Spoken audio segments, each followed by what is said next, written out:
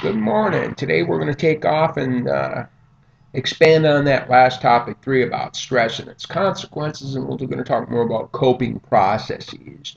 So when we're under stress, how do we cope with the situation? So coping is, efforts to master, reduce, tolerate demands. So the stress creates demands. How do we take care of that?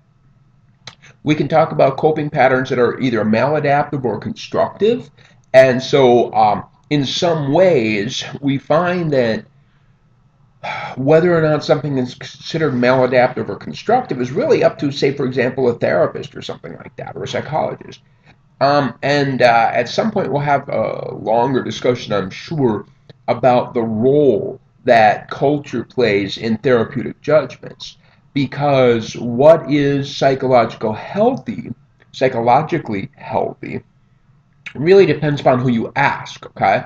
From a very extreme situation, you might say, let's say, for example, there's a 35-year-old male and he's single, he's not married, and he's living in his parents' home. Okay? And so from an American perspective, you're like, whoa, this dude needs to get out, needs to, establish his independence, etc. But from an Asian perspective, that is the most psychologically healthy situation, the most adaptive situation that you could possibly have. So clearly different cultural contexts will define what equals healthy, whether behaviors or coping patterns.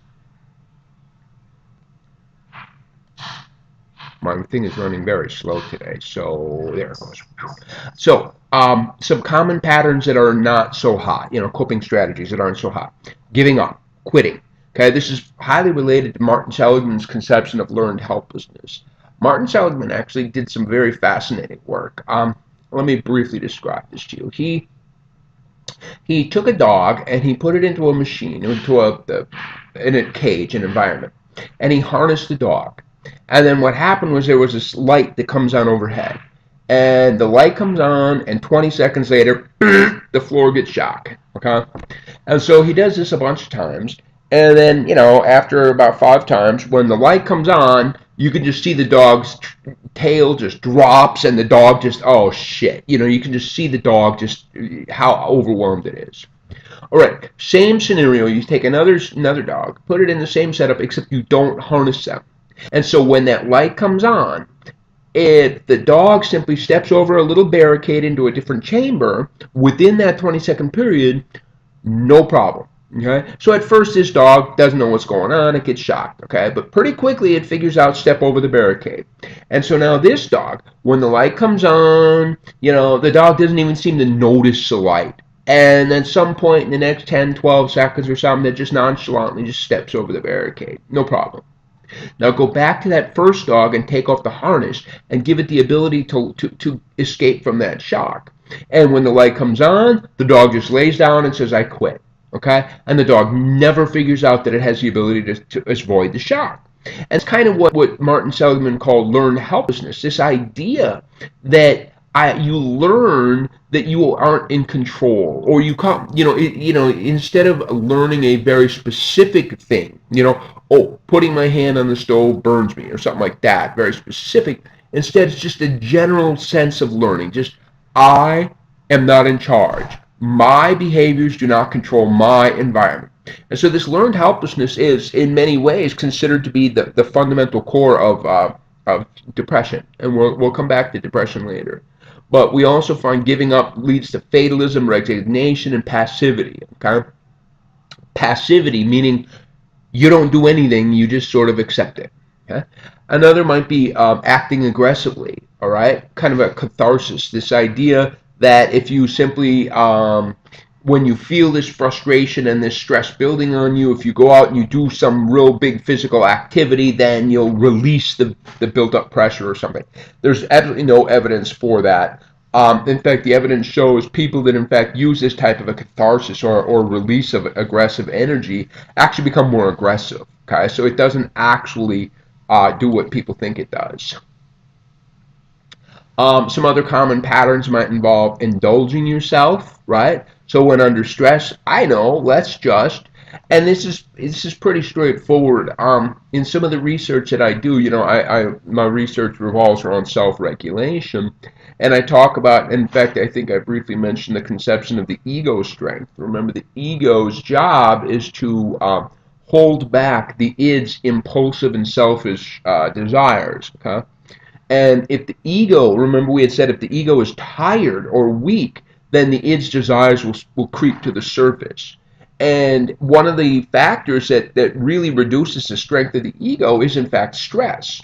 While under stress, and I did a fascinating research study on this a couple years back, while under stress, we just have a crippled ability to regulate the id. And so what happens is when under stress, we often allow the id, because our ego is weak, but we allow the id's impulsive desires to come to the surface, and so we engage in self-indulgence. But another one might be to blame yourself. The reason I'm having this stress and this problem is because I didn't do things properly, or something of this nature. Right. So related to all of those is the defense mechanisms. As we had said, let's say, for example, you act aggressively. Okay. So in the face of stress, you act aggressively. Remember we had talked about that? If your boss is yelling at you and the source of your frustration is your boss, you can't punch the boss in the face. Instead, you come home, displacement, you kick the dog or something. Okay.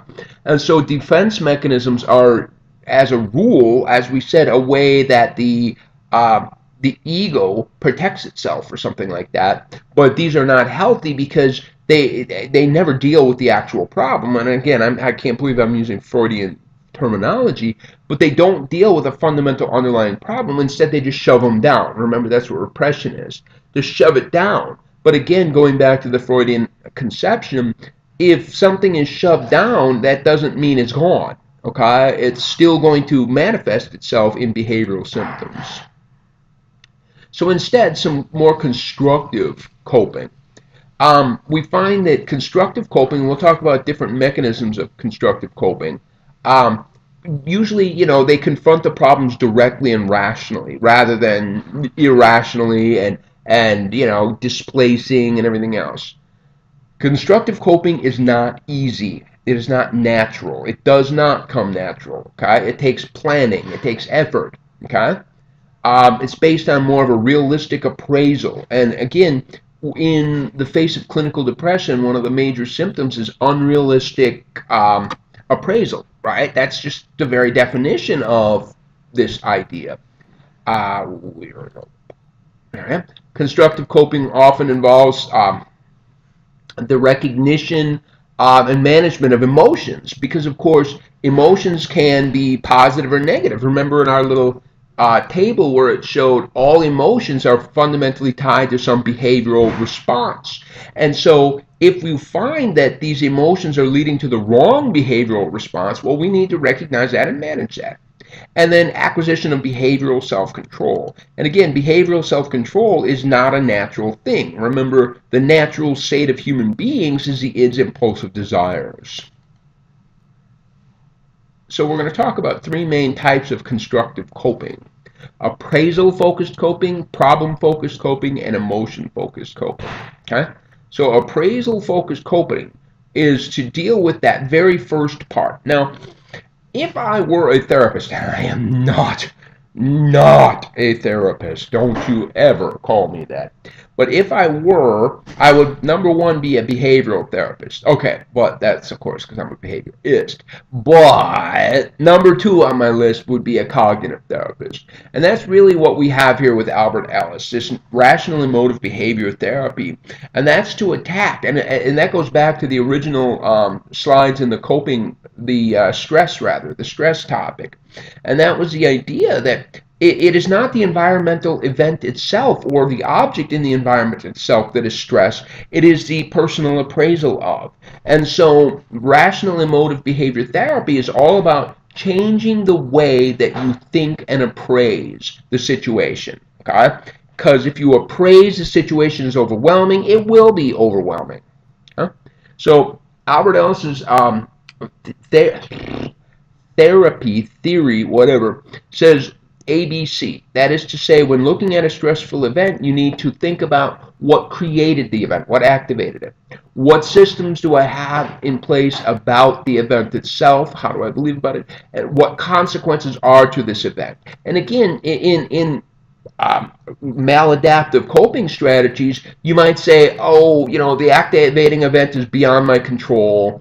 I believe it's something I can't handle, and the consequences of this will cripple me for the rest of my life, something like that. And so Ellis says, okay, instead of looking at these A, B's, and C's in maladaptive ways, let's change the way you think about these three parts of the stress reaction.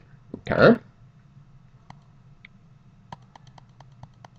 All right. Whoa, whoa, whoa, whoa, whoa, whoa. There we go. Okay. So, what you need to do is now look at where these irrational beliefs come from. Perhaps you believe that you must have. Anytime you think you must have, you're probably having problems. I'd like to have love and affection from certain people, but my life wouldn't be over if it wasn't. Okay? I must perform well. No, it'd be nice. But hey, if you perform well in 75% of your endeavors, you're doing pretty good. Okay? Other people should always behave competently and considerate to me. Now, if people are nice to you 80% of the time, you should be having a pretty good day. Events should always go the way I like. Okay, you notice the commonality here in each one of these four irrational causes of irrational beliefs. You've got musts and always and musts. Must and always and must. Whatever. Okay. So clearly, nothing is going to be true 100% of the time, even when the world is going good. Certain different ways that we might use appraisal-focused coping in more specific ways is to use humor. Okay. Humor will clearly moderate the impact of stress. In fact, what happens is often humor will create social support with others, right? Will create the positive social support we need from others. That's not even my call. Bye-bye. Sorry. Hello. That's it. Okay. I already hung up on her. Okay.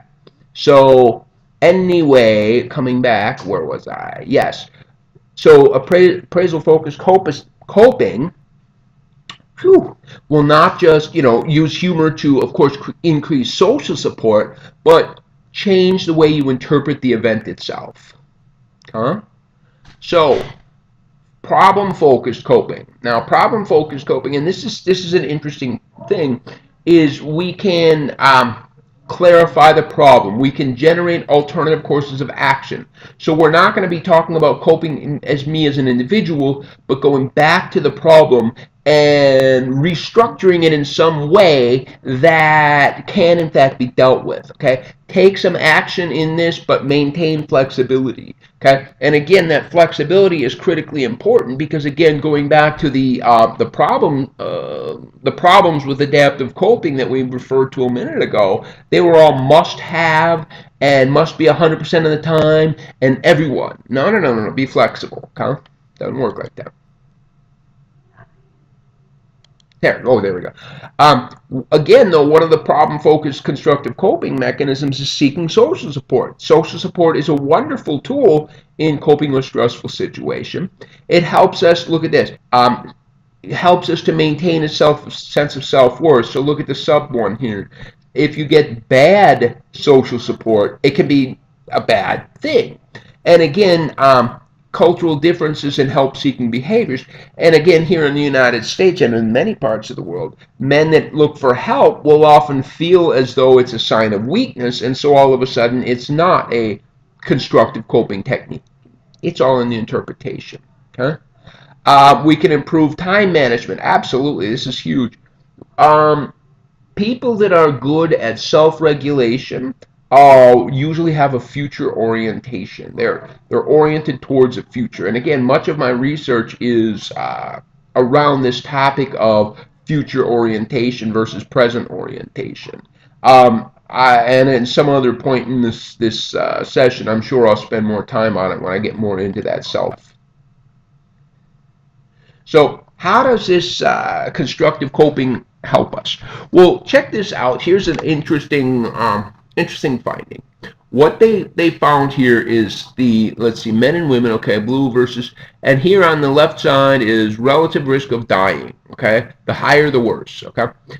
And so, no, wait. Yeah, the higher, the worst. Oh, okay. So it turns out that not smoking, regular exercise, and weekly religious attendance seem to have about the same impact on health. And so, especially for women, look at that. And so we find that going to church is just as effective as exercise and just as effective as quitting smoking when it comes to health. Why would religious attendance have a big deal? In fact, here is the religious attendance component broken apart. And we see here life expectancy. If you never go to church, the average life expectancy is 75. If you go to church a little bit less than once a week, you're about 80. Once a week or more than once a week, and look at your life expectancy. And of course, it's because the more you go to church. I mean, people that go to church, generally speaking, have social relations that are connected to the church. In fact, the woman that just called, guess where my wife knows her from? The church, okay? And so that's pretty clear where that comes from. Emotion-focused coping, okay? So emotional intelligence is a pretty interesting concept. I'm much more of a hardcore science kind of guy. So talking about emotional intelligence is pretty far outside my realm of normal thinking and research. But that's not to say that it's not a hugely important thing. The ability to perceive and express emotions properly, to use them for what they are, to help us to regulate emotions. To regulate. Listen to me. Oof.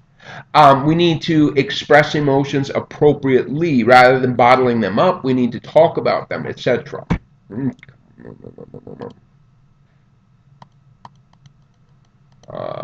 Forgiveness is huge, by the way. Um, One of the best ways that we can manage our stress is, in fact, forgiveness. If somebody else is causing you a lot of stress, you can, in fact, forgive them. And we're going to talk about social psychology at some point in the next material for the next exam. But clearly, what happens in one of the fundamental problems that we have is that if somebody is causing you a great deal of stress, you will, by nature, you will blame that person for having caused that stress. When in fact, you know what? Maybe the person that's causing you stress is only doing so because somebody from above them, their boss, is making them do it or something. So maybe they're just the messenger. Okay, so forgiveness is a powerful tool. Forgiveness can really release a lot of those negative emotional states. And another emotion-focused constructive coping strategy would meditation and relaxation. There's a lot of benefits to relaxation because remember, when under stress, one of the biggest things, recall, under chronic stress is the fight or flight response. And when you're in this fight or flight mode, remember there was all kinds of negative impacts, including a reduced immune system, including the blood pooling up at your arms and legs so that the heart disease developed, but also many, many, many others. But if you meditate and relax, this will allow you to get yourself out of the fight or flight response, or more specifically, from a physiological perspective, you can kick in the parasympathetic nervous system, that part of the nervous system whose job is to calm you down, to conserve energy, things of this nature. What about yoga? Yoga is very similar in its impacts. How about exercise, however? Again, getting the blood flowing is an important thing too, because one of the problems with stress, again, in the fight or flight response, is that the blood is just pooling up at your arms and legs, and it's basically waiting for you to use it, right? That's why it's out there, waiting. Remember from our example, there's a bear, and you have to fight the bear or run away from the bear. So your blood is pooled up at your arms and your legs, at your extremities, waiting for usage. Use it, okay? So we find that aerobic exercise has a huge effect. So you see what we have on the left axis there is depression score. And so you see there it is. The orange line is a no treatment group, and then you see we got on the line based on the bottom of the axis before and after treatment. And so in the control group with no treatment, there's no change in depression scores. Look at the relaxation treatment group, those that are taught to meditate or something. Meditation helps, but check out the aerobic exercise group. And what we see here is aerobic exercise has an incredibly large effect on these depression scores. Well, it turns out that relaxation is not an easy thing to do.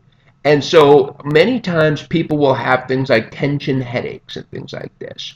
Well, it turns out that if you hook people up, check out this machine here. We call this biofeedback. And so this person's got this strap on their head, different readouts going. And turns out that that little red line, you see the red bar rather in the middle there. Well, that thing is a physical reading of muscle tension. Okay? And so they say to people, what we want you to do is move the little red bar until it goes all the way to the left. People go, well, how do I do that? It's like, I don't know, it's up to you. You figure it out. Well, it turns out if people have that visual feedback or biofeedback, a feedback of a biological process, right? In this case, muscle tension.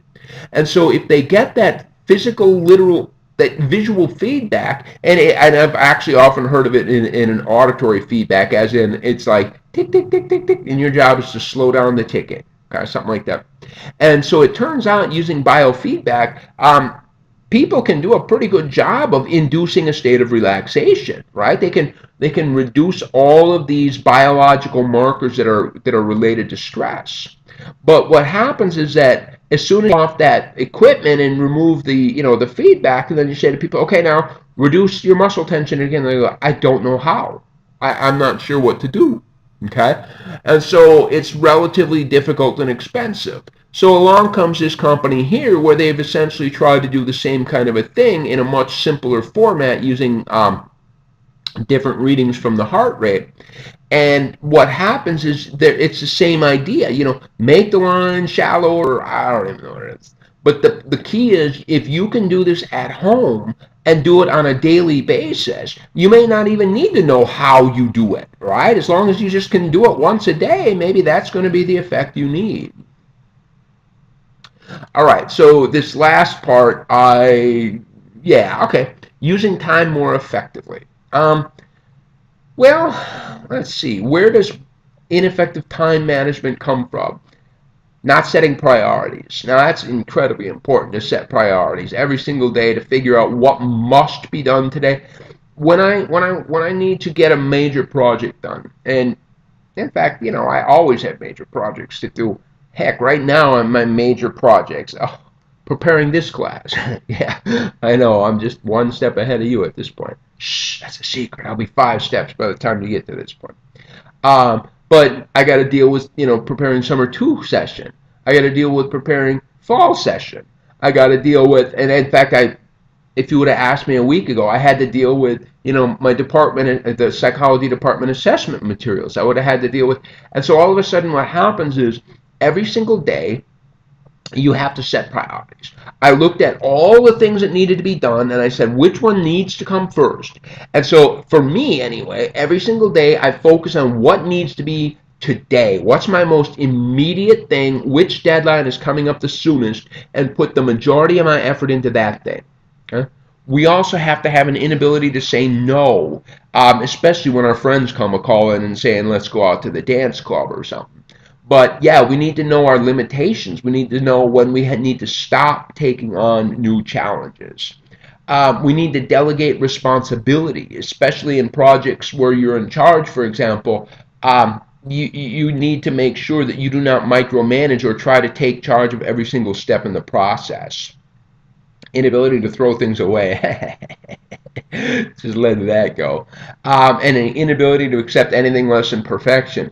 And yeah, I just had a student last semester that was very stressed out, and she was in my office, and she was just overwhelmed, and she was thinking about quitting, and I sat her down, and I just said, if you got a B, it wouldn't kill you. You won't die, okay? Just a B is okay. And she took that to heart, and I'm going to tell you what, it made all the difference, and she stayed in school. So that's it. I mean, you don't have to get an A every single time, okay? Don't get me wrong, I want an A every time. I want perfection, but it ain't got to be perfect. Well, one of the biggest problems with using time effectively is procrastination. Procrastination is a terrible, terrible plan. Um, I personally don't understand procrastination because I'm the absolute opposite of it. I'm telling you, the only reason I'm barely ahead of you here because normally the day a class starts, I've already got the entire semester done, right? But this course, I'm telling you, I didn't even know I was going to teach it until 3 days before it started. So forgive me, okay? But procrastination is a terrible habit. You know, it leads to much less than your best work. In fact, it upsets me a lot when students exhibit procrastination because, I mean, in some ways, if you want to procrastinate and it affects your own life, feel free.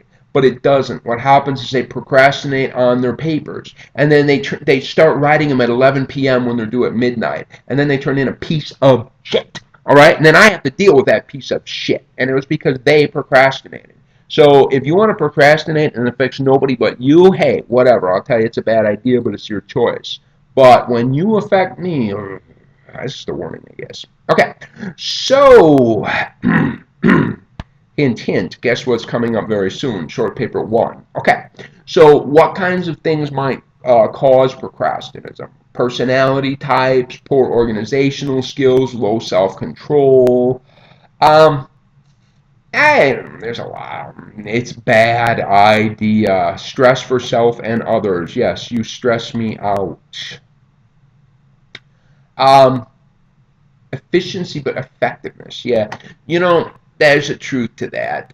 Monitor your use of time. It's amazing, especially now. And even I'd like to pretend it doesn't happen, but yeah, you're on your computer and you go down a little rabbit hole. You know, I go to find an article or something, a research article to attach to this class or something, and then all of a sudden, and it's 30 minutes later. Wait, well, I forgot even where I started to get here. You know. So anyway, use schedules, plan activities. Absolutely. I use a calendar and a reminder system for every single thing I do, okay? Avoid interruptions. Yeah, my favorite time of day is very, very early in the morning when nobody bothers me. I find that in the morning, I can, if I put my nose down, I can, in 2 solid hours of work, get done what would normally take 8 hours, you know, during the middle of the day when I have all kinds of interruptions. So I'd far rather spend 2 hours of solid work in the morning than 8 hours of interrupted time throughout the day. So work smarter, not harder. Okay, cool. So we got one more topic before the first exam. Boy, I don't remember what it is, but you know what? I'll know it when I get there. All right, so we will talk to you the next time.